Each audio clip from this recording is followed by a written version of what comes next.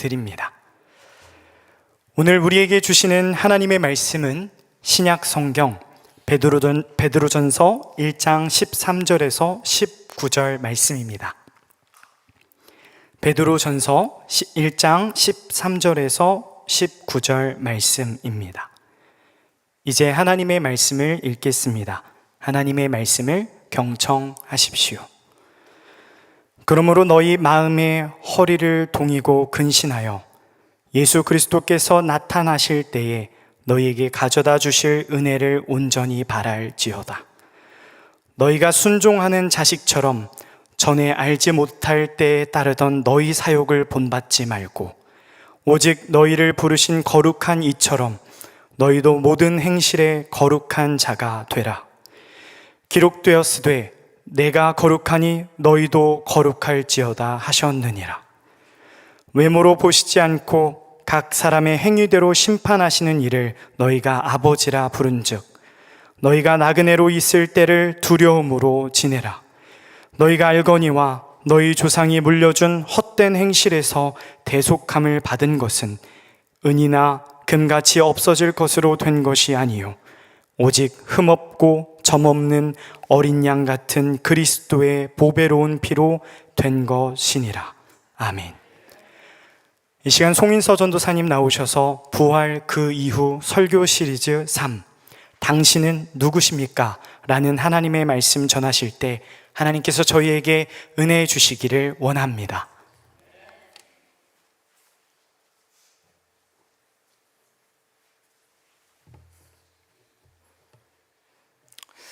안녕하세요. 부활주일 세 번째 주일 예배에 나오신 모든 분들을 주님의 이름으로 환영합니다. 제가 계속해서 교회의 절기 그리고 교회의 달력 그리고 교회의 시간이 중요하다라는 그런 말씀을 드리고 있습니다.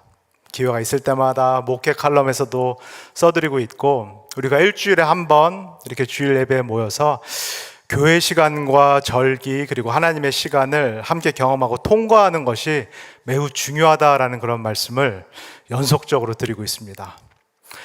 이 일주일에 한 번 모이는 이 예배 한 시간이 우리에게 이토록 중요한 이유는 무엇일까요? 우리가 함께 모여서 이렇게 교회의 절기, 교회의 시간, 그리고 하나님의 시간을 통과하면서 우리가 하나님의 사람들로 그리고 그리스도의 제자들로 변화되기 때문입니다.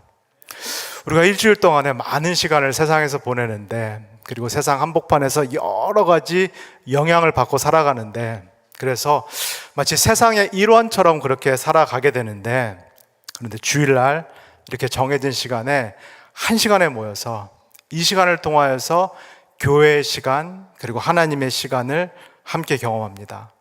이 짧은 한 시간을 통해서 내가 하나님의 사람이구나, 하나님의 자녀구나, 내가 그리스도의 제자라는 것을 다시 한번 기억하고 깨닫게 됩니다.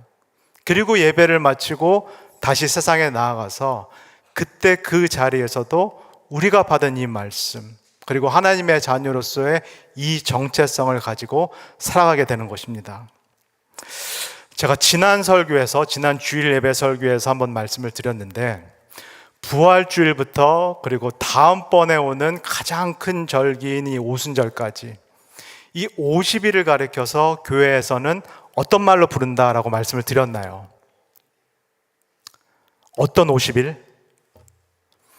지난 주일날 제가 말씀을 드렸는데요. 복된 50일, 위대한 50일, 영어로 The Great 50 Days라고 말씀을 드렸습니다. 그러면 이 50일 동안에 교회는 무슨 일을 집중을 하나요? 이 말씀도 지난주에 드렸는데 보통 부활주일날 저희는 세례를 받습니다. 부활주일날 입교하는 분들 또 등록교인을 받습니다. 그래서 부활절부터 오순절까지 이 50일간의 기간을 통하여서 처음 세례를 받으신 분들, 처음 입교하신 분들, 처음 등록하신 분들의 이 신앙의 기초를 세우는 일, 이 시간을 우리가 함께 보내게 됩니다. 이 시간은 처음 예수 그리스도를 믿은 분들뿐만 아니라 저와 여러분들처럼 오랜 기간 동안의 신앙생활을 하신 분들, 우리의 신앙의 기초도 다시 한번 점검하는 시간입니다. 저처럼 어렸을 때부터 오랫동안 지금까지 신앙생활 하신 분들 계시다면은 한번 같이 생각해 보면 좋겠습니다. 내가 예수 그리스도를 왜 믿는가? 내가 하나님을 왜 믿는가? 내가 오랫동안 교회 생활을 해왔고 내가 오랫동안 신앙생활을 하고 있는데 지금도 이렇게 매주 교회에 나오는 그 본질적인 이유는 무엇인가? 제가 조금 더 직접적으로 질문을 드려보겠습니다. 예수를 믿으면 천국에 간다, 구원을 받는다라는 것을 아는데, 내가 죽어서 예수를 믿기 때문에 천국에 간다라는 것은 아는데, 그러면은 예수를 믿은 이후부터 이 남은 삶은 무엇을 위함인가? 예수를 믿었기 때문에, 죽어서 천국에 가기 때문에 내가 그날이 오기까지는 그냥 쭉 살아가면 되는가? 내가 일주일에 한 번 정도 주일 예배를 나오고, 그리고 이 정도로 신앙생활 하는 거, 이 정도로 교회 생활 하는 거, 이게 정말 전부일까? 이게 정말 다일까? 우리가 이렇게 신앙적인 질문을 갖고 있는데, 오늘 하나님께서 우리에게 주시는 말씀을 통하여서 이 중요한 질문에 대한 답을 얻고 돌아가는 복된 시간이 되기를 소원합니다. 오늘 함께 읽은 본문은 베드로 전서입니다. 당연히 누가 쓴 편지일까요? 사도 베드로가 쓴 편지입니다. 예수님의 수제자인 사도 베드로가 쓴 편지입니다. 근데 이 편지는 베드로의 개인적인, 사적인, 일반적인 그런 편지가 아닙니다. 사도 베드로가 그 당시에 소아시아 지역에 흩어져 있었던 여러 교회들, 여러 가정교회들에게 보낸 공적인 편지입니다. 우리가 이 자리에 함께 모였듯이 초대교회도 각각의 집에서 함께 모였는데, 이 베드로의 편지는 그 예배의 자리에서 마치 설교처럼 함께 읽고 또 함께 들을 목적으로 쓰여진 그런 공적인 편지입니다. 그리고 가장 중요한 거, 이 베드로 전서는 사도 베드로의 유서와도 같은 편지입니다. 사도 베드로가 이제 순교를 앞두고 있는데, 이 초대교회들, 이 연약하기 그지없는 초대교회들, 그리고 막 예수 그리스도를 처음 믿기 시작한 이 이방인 출신 그리스도인들을 향하여서 마지막으로 쓴 편지, 유서처럼 쓴 편지가 바로 이 베드로 전서가 되겠습니다. 그렇다면 이 편지에, 사실은 베드로의 유서와도 같은 이 편지의 수신자가 되는 이 1세기 초대교회의 상황을 한번 생각해 보면 좋겠습니다. 우리가 여기 함께 모여서 3주 전에 예수 그리스도께서 부활하셨다라는 그 소식을 들었습니다. 이와 마찬가지로 이 초대교회 사람들도 예수 그리스도께서 부활하셨다, 하나님께서 그리스도를 다시 일으키셨다라는 그 소식을 들었습니다. 그리고 우리가 쭉 함께 보았듯이 베드로를 포함한 예수님의 제자들, 많은 사람들, 성경에 따르면 500명이 넘는 사람이 부활하신 예수 그리스도를 경험을 합니다. 예수 그리스도께서 부활하셨을 뿐만 아니라 이제는 승천하셔서 하나님의 우편에 앉아 계시다, 하나님의 우편에서 모든 세상을 다스리시는 그 주님이 되셨다라는 그 기쁜 소식을 베드로를 포함한 이 초대교회 성도들이 듣고 그리고 다 함께 보았습니다. 그런데 이 베드로를 포함한 이 초대교회, 이 초대 성도들이 경험하는 그 현실은 무엇인가요? 저희도 분명히 3주 전에 이 자리에서 예수께서 부활하셨다라는 그 소식을 들었는데, 제가 이 자리에서 정확히 예수께서 다시 사셨다라는 그 기쁜 소식을 성도님들께 선포를 했는데, 그런데 우리의 삶에도 때로는 아무 일도 안 일어난 것처럼 그렇게 느껴질 때가 있습니다. 예수께서 부활하셨다라는 소식을 듣고 보았음에도 불구하고 내 삶에 아무 변화도, 아무 좋은 일도 안 생긴 것처럼 그렇게 느껴질 때가 있습니다. 지금 초대교회도 마찬가지입니다. 예수 그리스도께서 부활하셨다라는 소식을 들었을 뿐만 아니라 부활하신 주님을 만났고 이 주님이 승천하시는 그 모습까지도 보았는데, 현실은 하나도 달라지지 않은 그런 모습입니다. 달라지지 않은 것은 고사하고 상황과 현실이 정반대로 더 악화됩니다. 더 나빠집니다. 예수를 믿는 사람들이 핍박을 당하기 시작합니다. 동료 유대인들로부터 핍박을 당하기 시작합니다. 초대교회 최초의 집사라고 알려져 있는 이 스데반 집사가 동료 유대인들의 돌에 맞아서 최초의 순교자가 됩니다. 예수 그리스도의 12제자도 한 명씩 한 명씩 박해를 당하고 순교를 당하게 됩니다. 예수 그리스도의 직계 가족이라고 할 수 있는 야고보도 순교를 당하게 됩니다. 사도 요한도 반모섬에 끌려가서 유배를 당하게 됩니다. 이 예수 그리스도를 다메섹 도상에서 직접 만났다라고 하는 바울 사도, 소아시아 지역, 오늘날 터키 지역이라고 할 수 있는 이 소아시아 지역에서 3차례 이상 대규모 선교 여행을 했던, 수많은 교회를 개척했던 이 사도 바울마저도 결국 순교를 당합니다. 그리고 이 편지를 쓰고 있는, 이 유서와도 같은 편지를 쓰고 있는 사도 베드로도 이제 순교를 앞두고 있는 그런 상황입니다. 부활의 기쁜 소식을 들었는데, 주께서 승천하시는 그 모습까지도 보았는데 삶이 하나도 달라지지 않는 그런 현실, 위축될 수밖에 없는 이 초대교회, 이제 막 예수 그리스도를 믿기 시작한 이 이방인 그리스도인들을 향해서 근데 사도 베드로가 이렇게 권면의 말씀을 전합니다. 우리 13절을 다시 한번 읽겠습니다. 시작. 그러므로 너희 마음의 허리를 동이고 근신하여 예수 그리스도께서 나타나실 때 너희에게 가져다 주실 은혜를 온전히 바랄지어다.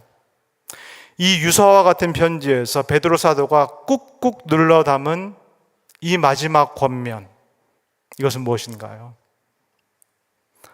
마음의 허리띠를 동이라, 그리고 근신하라. 마음의 허리띠를 동이고 근신하라. 여기서 마음을 동이라라는 이 말씀은 유대인들의 옷과 관련이 되어 있습니다. 우리 성도님들께서 영화를 통해서 보셨듯이, 또는 중동에서 오신 분들 그 옷차림을 통해서 보셨듯이, 이 유대인들의 웃옷은 발목까지 길게 내려갑니다. 사막에서 뜨거운 햇볕, 뜨거운 태양을 견디기 위해서 웃옷이 발목까지 길게 내려갑니다. 그런데 이 유대인들이 중요한 일에 집중을 할 때, 밖에서 일을 해야 될 때에는 이 웃옷을 묶기 시작합니다. 일에 방해가 될 수 있기 때문에 웃옷을 걷어 올려서 띠로, 허리띠로 동입니다. 저와 여러분들이 사무실에서 근무를 하실 때, 어떤 일에 집중을 해야 될 때 뭘 걷어 올리죠? 와이셔츠 소매를 걷어 올리듯이 이 유대인들도 중요한 일을 해야 될 때에는 그들의 웃옷을 걷어 올려서 허리에 동입니다.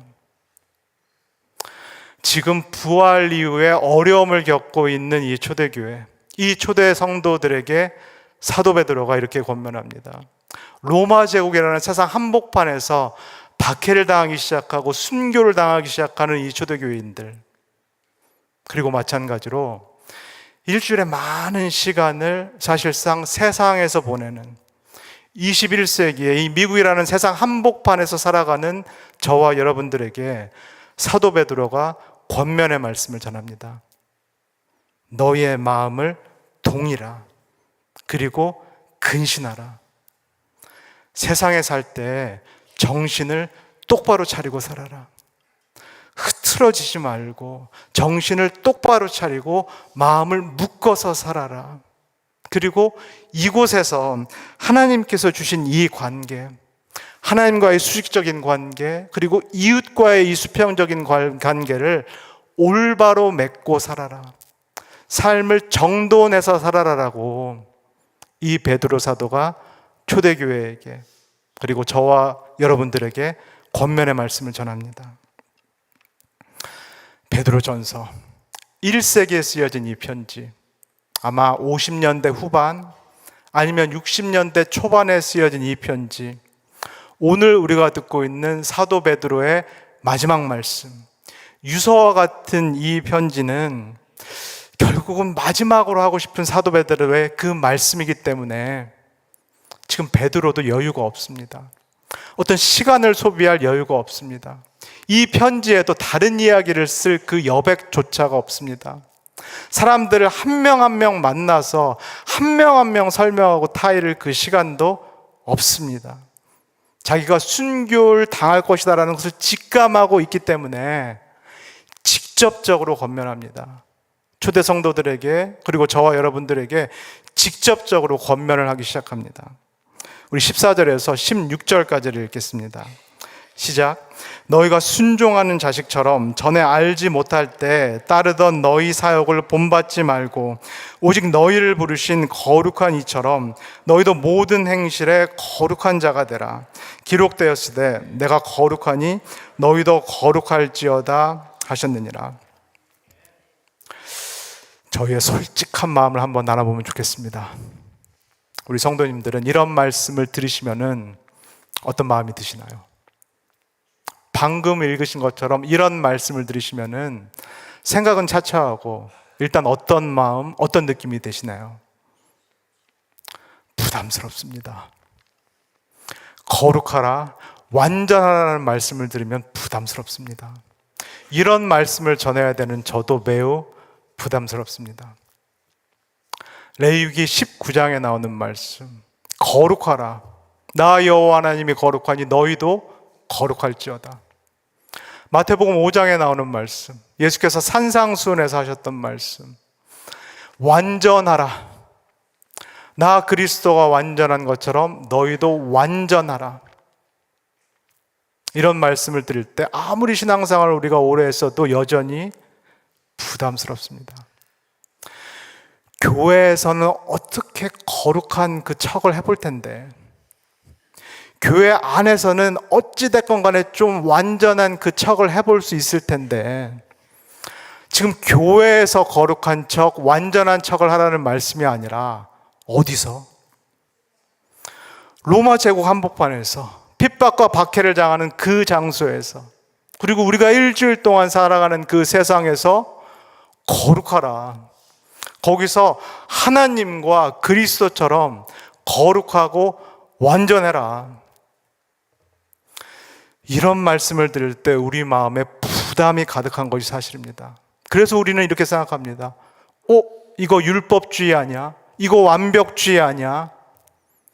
이런 반감마저도 사실상 우리 마음속에서 생겨나는 것이 저와 여러분들의 솔직한 심정이다 싶습니다. 그런데 사도 베드로가 설마 초대교인들의 이 상황과 마음을 모르고 이런 이야기를 하고 있을까요? 사도 베드로가 유서에서 설마 우리의 상황과 우리의 현실과 우리의 마음을 이해를 못해서 지금 이런 이야기를 하고 있을까요? 사도 베드로도 완벽한 사람이 아니었습니다. 우리가 다 알고 있듯이 사도 베드로도 큰 잘못을 저지른 적이 있습니다. 그것이 무엇이었나요? 예수 그리스도를 부인했던 거. 몇 번? 그것도 3번. 예수 그리스도를 3번 부인했던 큰 죄를 지은 인물이 바로 사도 베드로입니다. 그리고 부활하신 예수 그리스도로 인하여서 이제 하나님의 구원이 유대인들 뿐만 아니라 이방인들에게 골고루 미치고 있는데, 이 사도 베드로도 유대인이었기 때문에 이방인들과 상종하는 것을 늘 불편해했고 늘 꺼려했고, 그래서 이방인이었다가 그리스도인이 된 이 사람들과 밥 먹는 것조차도 어려워했던, 거룩과 완전에 이르지 못한 사람이 바로 사도 베드로입니다. 그런데 왜 사도 베드로가 저와 여러분들에게, 초대 교인들에게는 거룩하라, 완전하라, 하나님처럼 거룩하라, 그리스도처럼 완전하라라고 이렇게 마지막으로 권면하고 또 명령을 하고 있을까요? 방금 전에 읽었던 14절을 다시 한번 읽을 텐데 우리 성도님들께서 주의 깊게 집중해서 한번 같이 읽어보면 좋겠습니다. 14절입니다. 시작. 너희가 순종하는 자식처럼 전에 알지 못할 때에 따르던 너희 사역을 본받지 말고. 사도 베드로가 초대교인들, 그리고 저와 여러분들이 누구다라고 말씀하고 있나요? 순종하는 자식, 순종하는 자녀다라고 말씀합니다. 누구의 순종하는 자식, 누구의 순종하는 자녀라는 말씀인가요? 하나님의 순종하는 자식, 하나님의 순종하는 자녀다라고 말씀합니다. 저와 여러분들은 다 부모님들이 계시기 때문에 누구의 자녀들이십니다. 그리고 다 직책이, 세상에서의 역할이 있기 때문에 직책과 호명이 있습니다. 저는 교회에서 전도사라는 그런 호칭을 갖고 있습니다. 그리고 학교에서는 저는 교수라는 그런 명칭, 그 타이틀을 갖고 있습니다. 그리고 집에서는, 이 가족 관계 안에서는 남편, 그리고 아빠라는 그런 이름을 갖고 있습니다. 그런데 이 모든 제가 갖고 있는 이름 너머에, 제가 하는 모든 일들 너머에, 그리고 때로는 제가 쓰고 있는 이 가면 너머에 진정으로 저는 누구인가요? 진정으로 나는 누구인가요? 여러분들은 진정으로 누구신가요? 당신은 진정으로 누구신가요? 오늘 하나님께서 사도 베드로를 통하여서 우리에게 말씀하십니다. 너희들은 하나님의 순종하는 자녀들이다. 너희들은 하나님의 순종하는 아들과 딸들이다. 그래서 부전자전이다. 그래서 그 아버지의 그 아들이다. 그래서 내가 마지막으로 권면한다. 내가 마지막으로 명령한다. 아버지 하나님께서 거룩하신 것처럼 순종하는 자녀인 너희들도 거룩하라. 아버지 하나님이 완전하시기 때문에 순종하는 자녀인 너희들도 완전하라. 성도님들은 어떠신가요? 정말로 이 베드로의 말씀이 사실처럼 다가오시나요? 내가 정말로 하나님의 그 자녀다. 내가 정말로 하나님께 순종할 수 있는 그 아들, 딸이다라는 이 하나님의 말씀이 정말로 가슴 깊이 사실처럼 다가오시나요? 그런데 베드로 사도는 사실은 이 말씀, 이 사실은 우리의 주관적인 느낌마저도 상관이 없다라고 말씀합니다. 이것은 우리가 어떻게 느끼든지 상관없이 명백하고 객관적인 사실이라고 말씀합니다. 우리 18절에서 마지막으로 19절을 같이 읽겠습니다. 시작. 너희가 알거니와 너희 조상이 물려준 헛된 행실에서 대속함을 받은 것은 은이나 금같이 없어질 것으로 된 것이 아니요 오직 흠없고 점없는 어린 양 같은 그리스도의 보배로운 피로 된 것이니라. 초대교회 성도들이 느끼건 느끼지 못하건, 우리가 느끼건 느끼지 못하건, 그렇게 살건 살지 못하건 너희들은 이미 순종하는 하나님의 자녀다라는 것은 명백하고 객관적인 사실이다라고 사도 베드로가 우리에게 말씀합니다. 왜 그럴까요? 하나님께서 우리를 이미 값주고 사셨기 때문입니다. 하나님께서 이미 우리를 비싼 값을 치르시고 속량하시고 구원을 하셨기 때문입니다. 하나님께서 치르신 그 비싼 값이 무엇인가요? 하나님께서 우리를 다시 사시기 위해서 지불하신 그 비싼, 값비싼 대가가 누구신가요? 예수 그리스도입니다. 우리와는 다르게 점도 많고 흠도 많고 죄도 많은 우리와는 다르게 점도 없으시고 흠도 없으시고 죄도 없으신 하나님의 하나뿐인 아들 예수 그리스도, 거룩하지 못하고 완전하지 못한 우리와는 다르게 거룩하시고 완전하신 예수 그리스도, 하나님께서 이 예수 그리스도의 생명이라는 값을 우리를 위해서 치루어 주셨기 때문에, 이 값을 치르시고 우리를 되찾으셨기 때문에, 속량하셨기 때문에 저와 여러분들은 이미 하나님께 순종할 수 있는 자식이요, 하나님의 뜻에 순종할 수 있는 자녀다라고 말씀을 하고 계신 것입니다. 사랑하는 우리 오렌지가 나는 교회 성도 여러분, 이제 하나님의 공이 우리에게 넘어왔습니다. 하나님께서 우리를 위해서 하셔야 될 일은 다 하셨습니다. 하나님께서는 우리를 사랑하셨고 사랑하는 우리를 위해서 당신의 독생자 예수 그리스도를 이 땅에 보내주셨고, 이 독생자 예수 그리스도께서 십자가에서 우리 대신, 저와 여러분 대신 죽으심으로 인해서 우리가 치러야 될 모든 죄의 값, 그 죽음의 값을 이미 치러주셨습니다. 우리 대신에 값을 치러주시면서 우리는 속량되었고 구원되었고, 오늘 베드로 사도를 통하여서 너희들은 순종할 수 있는 자식이다, 하나님의 뜻에 순종할 수 있는 자녀다라고 분명하게 선포를 하셨습니다. 이제 공은 우리에게 넘어왔습니다. 우리가 이제 선택할 수 있는 것은 두 가지입니다. 이 하나님의 은혜를 받았는데 이 기쁜 소식을 들었음에도 불구하고 배은 망덕하게 사는 삶, 이것이 첫 번째 삶입니다. 하나님의 은혜를 받았고 들었고 깨달았음에도 불구하고 하나님의 은혜를 망각하고 사는 삶, 아예 못 들은 채 하고 사는 삶, 그래서 세상에서 마치 탕자처럼 사는 삶. 교회에 모였을 때는 하나님을 찬양해도 세상에 나가면은, 내 삶으로 들어가면은 거기에서는 하나님이 안 계신 것처럼 사는 삶.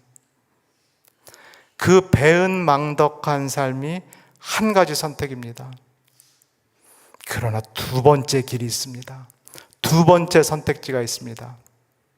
이제는 이름값에 걸맞는 삶입니다. 이제는 우리의 신분에 걸맞는 그런 삶입니다.